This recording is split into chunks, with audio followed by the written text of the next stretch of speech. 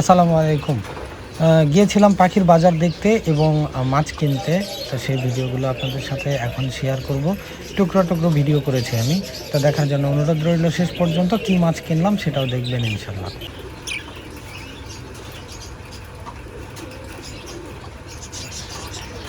বাজুরিকা দেখলেই তো গায়ে জ্বর আসে। আমার যেহেতু অনেকগুলো বাজুরিকা আছে, বাজুরিকায় আমার তেমন কোনো ইন্টারেস্ট নেই বললেই চলে। আ এখন ফিন্সের কথা যদি বলি, ফিন্সের আজকে বেশ কয়েকটা দামি প্রজাতি দেখলাম। তার মধ্যে এটা একটা এবং এই যে এই জোড়াটা দেখছেন এটা একটা। ওইটার দাম চাইলো ৳৫,০০০ জোড়া এবং এটা ৳৩,০০০ জোড়া চাইলো। আমি জানি না নামটা কি। এরপরে এই যে এখানে লাভবার্ড আছে এবং কিউট একটা লাভবার্ড আমি আপনাদেরকে দেখাতে চলেছি। এটা বেশ ইয়েলো এবং রেড মার্ক করা। আমার কাছে তো অনেক ভালো লেগেছে এবং নেওয়ার ইচ্ছা ছিল কিন্তু নিতে পারিনি। আগে জায়গাটাকে ঠিক করতে হবে। আমার পাখির যে কলোনিটাকে বড় করতে হবে। তারপরে লাভবার্ড অথবা অন্য কোনো প্রজাতির পাখি ফিন্স করার ইচ্ছা আছে আমার। সেগুলো নিয়ে কাজ করব।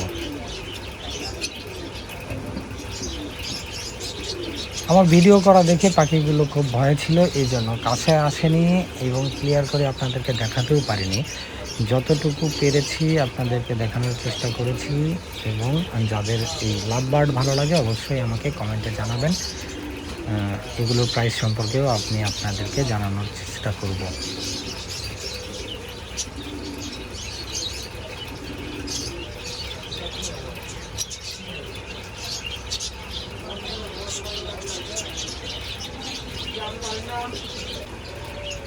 ককাটেলের দাম বর্তমান সময়ে কিছুটা কম, খুব একটা বেশি না।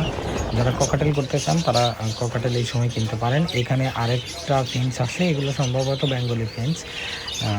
এগুলোর দাম বেশি না, এগুলো ৩০০ থেকে ৪০০ টাকা জোড়া। আর এই ফেন্সটা আমার খুবই ভালো লেগেছিল। আমি আরও একবার দেখানোর চেষ্টা করেছি আপনাদেরকে। কাছে যেতে পারিনি, এটা বেশ উঁচুতে রেখেছিল তারা, যে কারণে কাছে থেকে ভিডিও করতে পারেনি। এখানে বাজরিকার ইয়েলো কালারের কয়েকটা পাখি আছে, সেটাই আপনাদেরকে দেখিয়েছি আমি।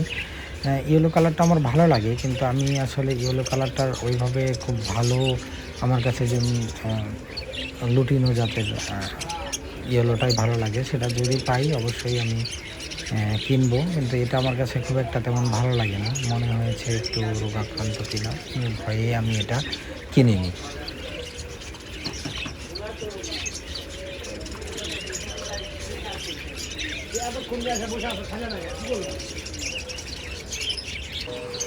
তাদের কালেকশনে এখানে হিউজ কবুতর আছে, অনেক জাতের কবুতর, হোমার, ফিলব্যাক, পোর্টার, শার্টিন,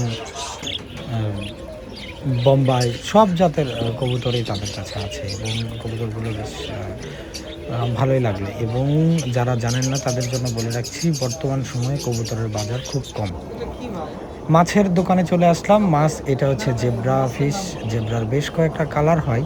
তো জেব্রার আমি মেল ফিমেল চিনি না, এটা নিয়ে একটু সংকোচে আছি। আমার কেনার ইচ্ছা আছে জেব্রাই। এরাও নাকি অটো ব্রিড করে। এখন দেখার বিষয় যে আমি মেল ফিমেলটা ঠিকভাবে পাই কিনা। এখানে আছে গোল্ড ফিশ, আছে হচ্ছে মলি, এখানেও কই কার্পের কিছু জাত আছে। এখানেও কই কার্পের রেনু আছে। এখানে গোল্ডফিশ কিছু রেখেছে। এখানেও হোয়াইট মলি, ব্ল্যাক মলি আছে।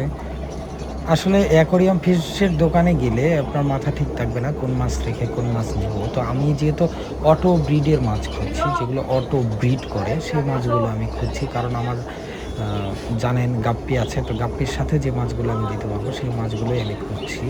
তো এখানে জেব্রাটাই আমার কাছে মনে হয়েছে, জেব্রাই মনে হয় ভালো হবে আমার জন্য। এটা দেখে অটো ব্রিড করে। এখন আমি জেব্রার মেল ফিমেলটা মিলিয়ে নেওয়ার চেষ্টা করব, দেখা যাক তারা দিতে পারে কিনা।